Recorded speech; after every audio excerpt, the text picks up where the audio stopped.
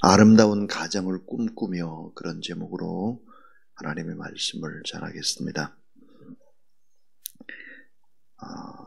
우리는 문제의 연속 속에 살고 있습니다. 수많은 문제들, 이 문제들의 근원이 어디에 있을까 따져보면 그 근본적인 문제의 근원은 그 시작이 바로 사람에게 있다, 그런 생각을 합니다. 사람. 그럼 사람 가운데 무엇일까? 그것은 인간성입니다. 자, 인간성의 문제를 따져본다면 그것은 곧 가정의 문제로 귀결이 되고 마는 것입니다. 그럼 가정의 문제의 핵심은 무엇일까? 그것은 바로 부모님의 문제입니다. 자, 부모가 꼭 제공해야 될 중요한 핵심이 있다면 그것은 사랑일 것입니다. 사랑과 가치입니다. 가치, 의미와 가치. 이거를 깨닫는 그런 자녀들이 될 수 있도록, 그래서 가정의 소중한 가치를 인정받은 자녀가 그 가정 속에서 느껴야 되는 것이 뭘까? 그것은 바로 소속감입니다. 또 하나는 자신감, 가치감이죠. 그리고 또 하나는 신뢰감입니다. 이런 것을 느낄 수 있도록 영적인 모범을 부모가 보이는 것이 가장 중요하다, 이렇게 말할 수 있을 것입니다. 가정은 얼마나 중요할까? 가정은 이만큼 중요합니다. 가정은 창조 사역의 절정을 이루는 곳이 바로 가정입니다. 생명을 부여받는 처소요, 하나님의 형상이 회복되어서 작은 천국을 경험할 수 있는 곳이 바로 가정이죠. 그러니까 이 가정은 창조 사역의 절정을 이루는 곳이다. 또 하나, 이 가정은 주님의 몸이 교회라면 교회의 세포 조직과 같습니다. 각 가정이 신앙으로 살아 숨쉰다면 교회는 건강할 수밖에 없는 것이지요. 결국은 가정입니다. 켈빈은 이 교회를 가리켜서 어머니의 뱃속과 같다 그랬습니다. 제2의 모태다. 그래서 이 가정은 교회의 세포 조직이다.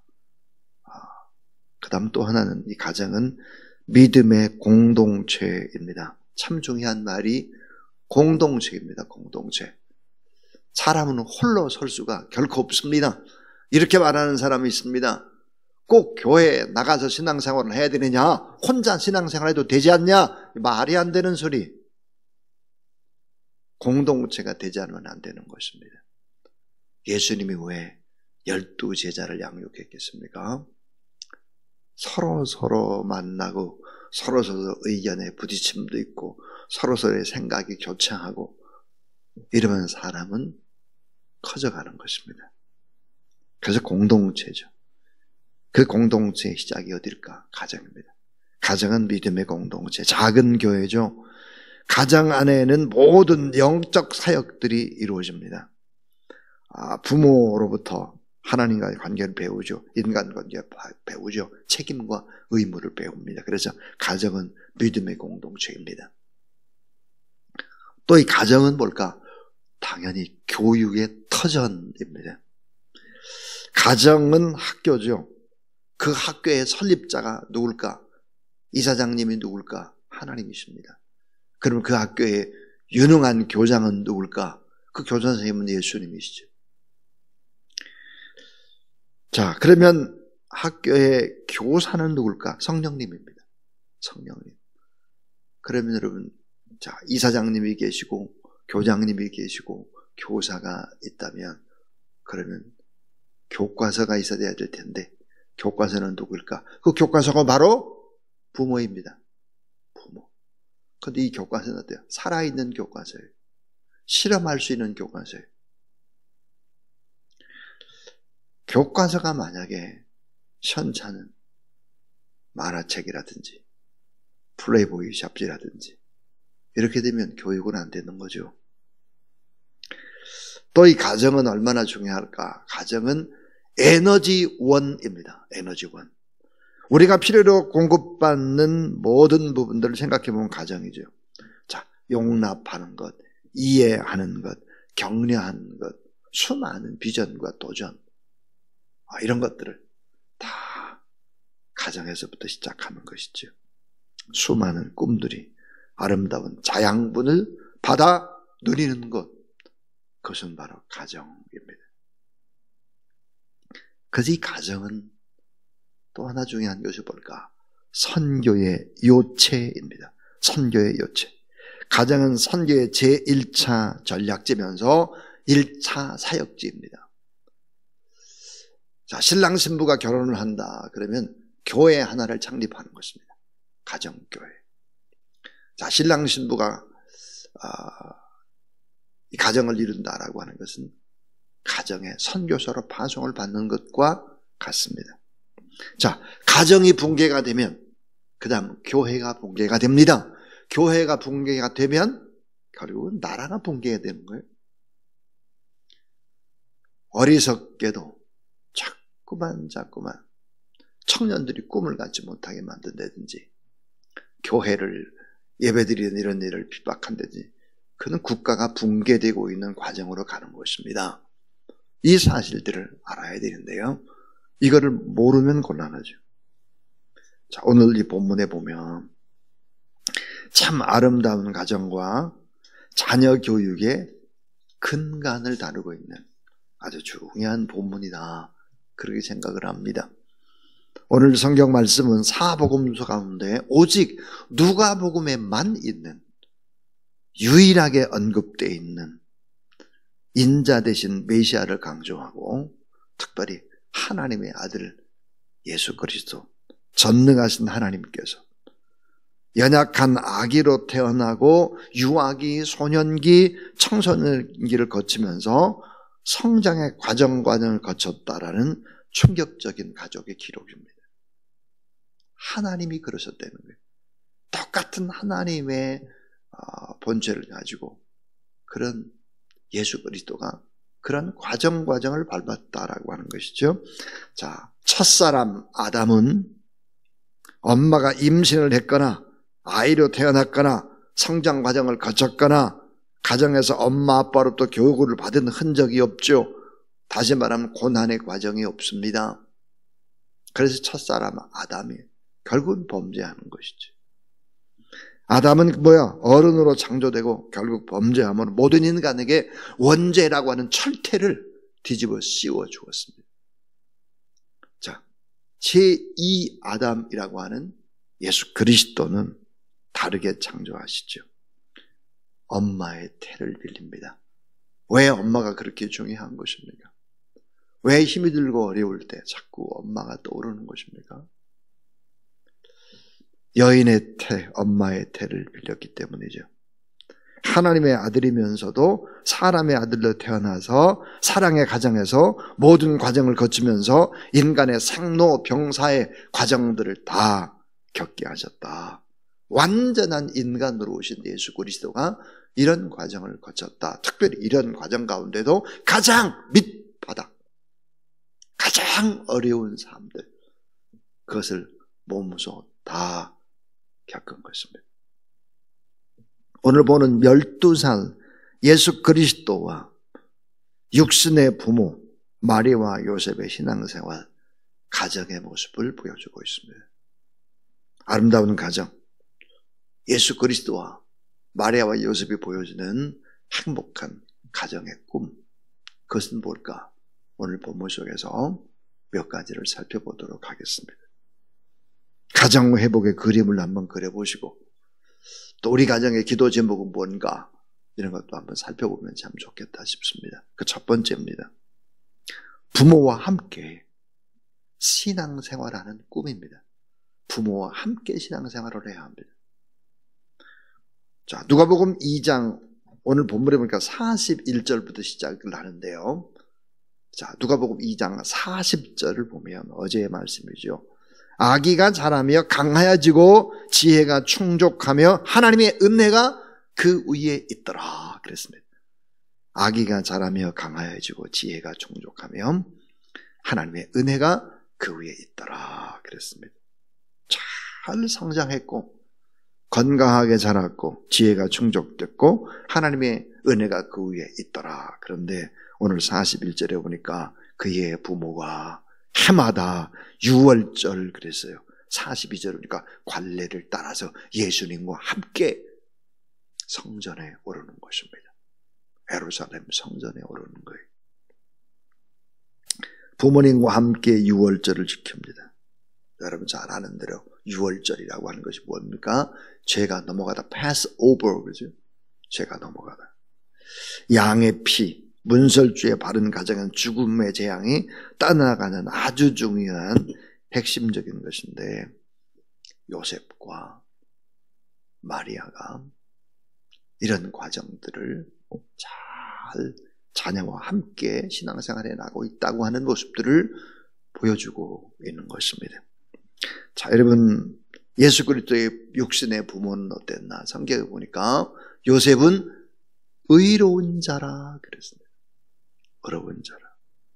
그런 주의 음성을 듣는 자라 그랬어요. 심중의 마음에 깊이 생각하는 아주 사려 깊은 그리고 말씀에 순종하는 자였다는 거죠. 말씀대로 믿고 참고 이런 부모였다는 거죠. 자, 누가복음 2장 21절에도 예수 그리스도를 할례 받게 했다. 제 씻음의 예시. 그러니까 어린 시절부터 신앙생활을 부모와 함께 성전에서 하기 시작을 했다라고 하는 것이죠. 물론 나사렛에서부터 예루살렘까지 왔으니까요. 그 멀고 먼 절기를 지키기 위해서 부모와 함께 신앙생활을 잘하는 이런 꿈을 우리가 좀 꿔야겠다. 두 번째는 성전 중심의 신앙생활을 하는 꿈이야. 성전 중심. 부모와 함께 신앙생활하고 성전 중심. 자, 49절에 보니까 예수님께서 뭐라고 하셨느냐. 내 아버지의 집이다 그랬습니다. 성전은 내 아버지의 집이다. 참 우리는 어머니와 아버지가 자녀에게 가르칠 한계에 도달합니다. 더 이상 못 가르치겠다. 그런 한계에 도달할 때 어떻게 하나요? 그때는 이제 교회에다 전적으로 자녀들을 맡기는 것입니다. 그래서 우리 목회자들의 하나님의 말씀을 듣기도 하고 성경 공부를 또 하기도 하고 또 리트릿 같은 거 가기도 하고 수련회 가기도 하고 다 그러면서 교회에다 맡기는 거예요. 성전 중심의 신앙생활의 꿈이에요.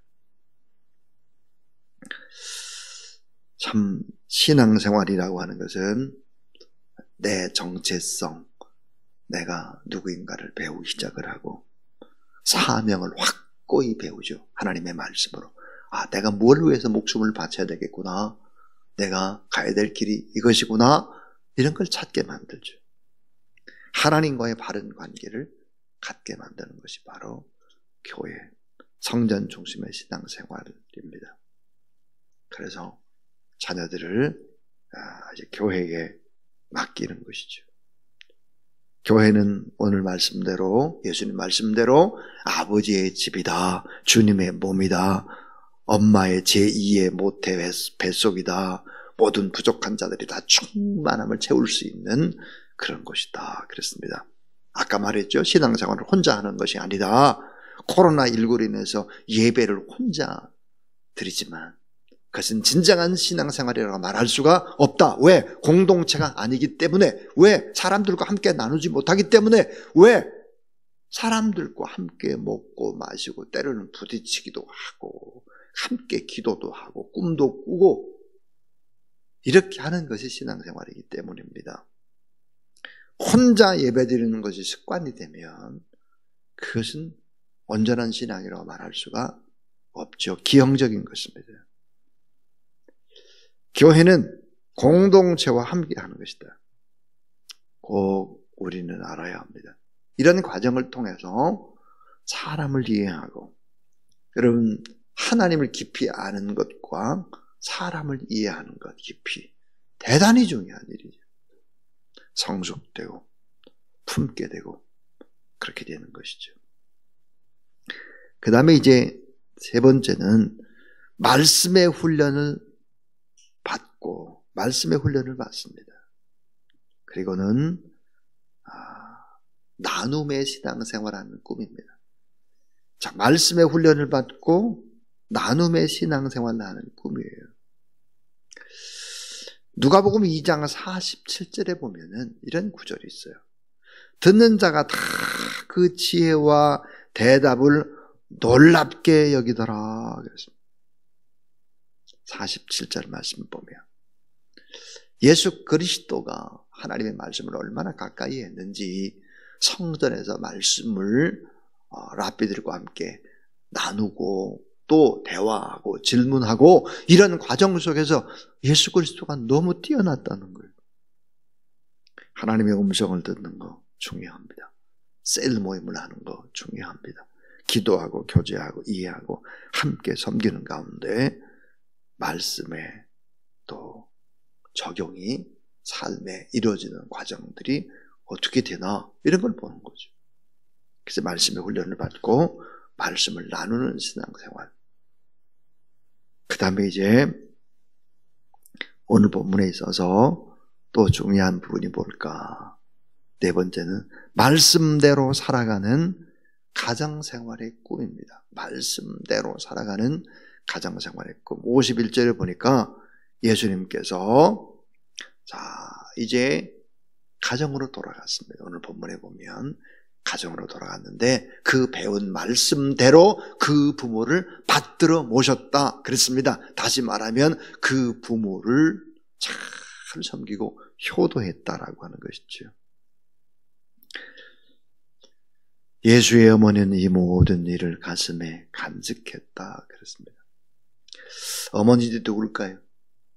어머니들은 자식이 어떻게 효도하고 어떻게 했던 그 모든 조각들을 가슴에 간직하는 분이 바로 어머님들 있습니다. 이 모든 일을 가슴에 간직하니라 그랬습니다. 부모에게 효도하는 예수 그리스도의 모습을 보이죠. 예수님은 삶과 죽음이 교차하는 십자가 산상에서 요한을 바라보면서 부탁을 합니다. 너의 어머니다. 요한은 마리아를 끝까지 보살피죠. 그래서 사실은 이 복음서를 읽어보면 요한의 등장이 아주 늦죠. 왜냐하면 예수 그리스도의 어머니 마리아를 요한은 봉양하기 때문입니다. 늦게 요한이 등장을 하죠. 그래서 우리는 알아야 합니다.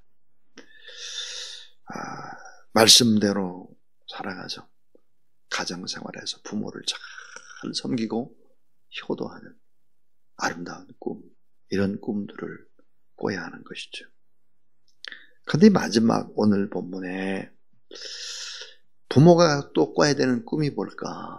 그것은 바로 균형 잡혀 성숙되어져가는 자녀에 대한 꿈입니다. 자, 균형 잡혀서 성숙되어져가는 자녀. 오늘 우리가 꼭 기도 제목, 자녀를 위한 기도 제목이 바로 이런 기도 제목이어야 합니다. 자, 한번 방송실에 PPT를 좀 보시면 좋겠는데요. 자, 오늘 52절을 보세요. 자, 52절. 예수는 지혜와 키가 자라가며 하나님과 사람에게 더욱 사랑스러워 가시더라. 전 이 말씀이 기독교 교육의 핵심이라고 생각하고 가정교육의 핵심이라고 생각하는 사람입니다. 한번 다시 비춰보세요. 다시.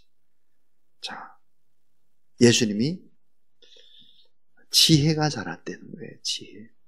여러분, 지혜가 자랐다고 하는 것은 정신적인 면에서의 성장을 의미합니다. 키가 자랐다고 하는 것은 육체적으로 잘 성장했다는 거죠. 자, 하나님 앞에 사랑스러워갔다라고 하는 것은 영적으로 잘 성장한 것입니다. 사람에게 더욱 사랑스러워졌다라고 하는 것은 사회적 관계면에서 점점점 성장했다고 하는 것을 보여줍니다. 자, 그 다음 한번 잘 보세요. 우리가 생각할 때, 자, 정신적 성장, 아까 지혜라고 그랬어요. 육체적 성장, 키가 잘 자랐다고 그랬어요. 영적인 성장, 하나님과의 관계, 이런 관계들이 잘 영적으로 성장했다. 사회적 관계, 그것은 만나는 부모라든지 선생님이라든지 친구라든지 이런 사회적 관계가 잘 성장했다. 이게 균형 잡힌 성장이냐? 결코 그렇지 않아요. 이 그림 잘 이해하셔야 돼요. 저봐, 가위표가 딱 나왔잖아요. 아니라고. 이게 균형 잡힌 성장이 아니에요. 여러분, 참 우리 기억을 해야 합니다. 착각을 엄청 많이 하죠, 엄마 아빠가. 이게 균형 잡힌 성장이 아니라는 거예요. 또 나왔네요, 가위표. 그 다음 봐요, 이제. 이거예요, 바로. 핵심이 뭐죠? 영적 성장입니다. 저 그림에서 하나 빠진 게 있어요. 영적 그렇죠. 저 화살표가 저렇게 쫙쫙 퍼져나가요. 화살표. 영적인 성장이 있을 때 지혜도, 또 육체적으로 건강, 사회적 인간관계도. 핵심이 뭐예요? 영적 관계. 만약에 저게 뻥 빠져버리면 어떻게 되세요? 늘 공허하는 것이죠. 늘 허무한 거예요. 늘 염려가 되는 거예요. 두려운 거예요. 우리는 알아야 돼요. 영적인 면에서 성장이 되지 않으면 뻥 뚫린 거예요. 인생은 공허하게 살 수밖에 없어요. 영적인 부분이 뭐예요? 이렇게 모여서 하나님 앞에 말씀을 받고 예배드리고 기도하고 찬송하고 전도하고 선교하고, 이런 게 영적인 부분이에요. 이런 부분들이 교회 안에 잘 성장이 돼야 지혜롭게 되는 거예요. 그러니까 엄마 뱃속에서부터 예수를 믿어가지고 교회, 학교, 중고등부, 청년부 거쳐서 결혼을 하려고 하는 이 청년들은요, 완전히 보물덩어리예요. 완전히 이거는 뭐 돈으로 계산할 수 없는 축복 중에 축복 덩어리예요. 이런 과정을 다 거쳤기 때문이죠. 지혜로울 수밖에 없어요, 이 사람은. 왜? 교회 안에 다 배웠어요. 지혜롭고 건강하고 인간관계를 또 얼마나 잘해요. 여러분, 교회 인간관계, 우리 청년들 어제도 제가 이렇게 만나서 악수도 하고 뭐 떡도 주고 서로 웃고 막 그렇게 하잖아요, 청년들하고. 그 청년들하고 저하고는 나이 차이가 뭐 30년, 40년이잖아요. 그러니까 뭐 10년, 20년 뭐 이 정도는 뭐 그냥 30년, 40년, 50년 막 관계를 맺어요. 그러니까 사회성이 얼마나 좋냐고요. 이 자체를 우리가 알아야 되는 거죠. 균형 잡혀서 성숙되어져 가는 자녀. 이 자녀에 대한 꿈을 꿔야 돼요. 이 균형 잡힌 성장과 성숙이 돼야 한다는 것입니다. 교회는 그래서 제2의 엄마의 뱃속에 사람을 다시 만드는 곳이죠. 이 교회라고 하는 것이 얼마나 소중한 것인가 하는 것을 알고 공동체적인 신앙생활을 잘하는 꿈을 꿔야 한다는 거죠. 그래서 오늘 설교의 제목이 아름다운 가정을 꿈꾸며예요. 부모와 함께 신앙생활을 해야 합니다. 부모는 교과서가 되어야 합니다. 성전 중심의 신앙생활을 해야 됩니다. 성전. 왜? 아버지의 집이니까요. 말씀의 훈련을 받고 말씀을 나누는 신앙생활의 꿈을 꿔야 합니다. 말씀대로 살아가서 가정으로 돌아가서 그 부모를 잘 모시고 죽을 때까지 끝까지 그 부모를 효도하는 그런 자녀가 되도록 해야 되는 것이지요. 왜 구약 성경에 부모에게 효도하지 않는 자녀는 돌로 쳐 죽이라고 했겠어요? 균형 잡힌 성장과 성숙이 잘 되어져 가는 자녀, 이런 꿈을 꿔야 합니다. 이런 가정의 회복. 결국은 아까 그랬어요. 모든 문제의 근원은 가정의 문제다. 가정의 문제는 인간의 문제인데 인간의 문제는 인간성의 문제다. 인간성의 문제는 따지고 보면 부모의 문제라는 거예요. 우리가 하나님 앞에서, 여러분, 가정을 회복시킨다고 하는 것은 뭘 회복시키는 것입니까? 교회를 회복시키는 것이죠. 왜? 세포 조직이니까. 교회를 회복한다고 하는 것은 뭐예요? 다시 가정을 회복시키는 것입니다. 왜냐하면 가정이 창조 사역의 절정이라면 교회는 구속 사역의 절정을 이루는 것이 바로 교회이기 때문입니다. 그러니까 가정 같은 교회, 교회 같은 가정이 돼야 하는 것이죠. 이 교회가 회복이 되면 나라와 민족이 회복될 수 있는 것이죠. 여러분의 신앙생활 하는 것이 단순하게 신앙생활이 아닙니다. 이 진리를 마음에 품고 또 하나님 앞에 나가는 그런 귀한 여러분 되길 바라고, 이 시간에 559장 기도하는 마음으로 찬양하겠습니다. 559장입니다.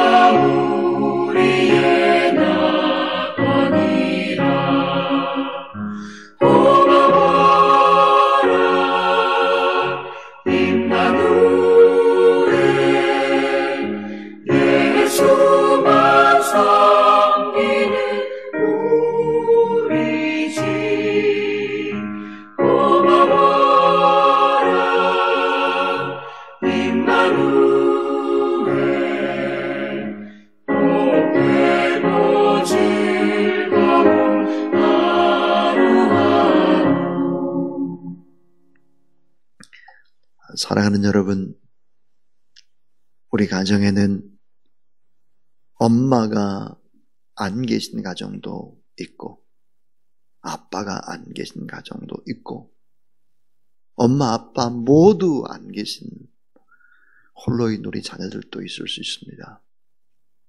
그렇다면 더욱더 온전한 예수 그리스도를 믿고 더 교회라고 하는 울타리 안에 살아나면 그 자녀들은 역전승할 수 있는 것이죠. 우리는 잊지 말아야 합니다.